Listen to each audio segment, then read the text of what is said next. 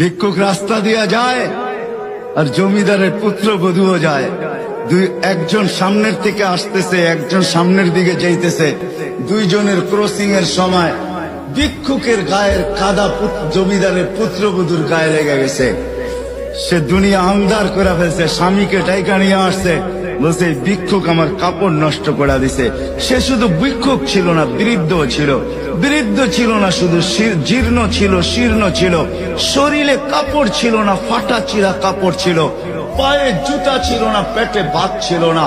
জমিদারের পুত্র সইতে পারে নাই, যৌবনী শক্তি সয় কি কইরা তার স্ত্রীর গায়ে ভিক্ষুকের কাদা, বস সমগ্র শক্তিকে হাতে একত্র করা বৃদ্ধের গালে বসায়। বৃদ্ধ কিচ্ছু বলে নাই, শুধু উপরের দিকে তাকায় দুই তিনটা শব্দ উচ্চারণ করছেন। শব্দগুলা হলো ইয়া মাল্লা তারা হলো ওয়ুন, ও আল্লাহ চোখে দেখা যায় না। ও তারা কুল্লা শাই, তুই সব দেখিস। ফারা তারা মা বি, তুই কি দেখিস না আমার সাথে কি ঘটতেছে? এটা কি দেখিস না? বলতে দেরি যুবক, মরতে দেরি হয় না।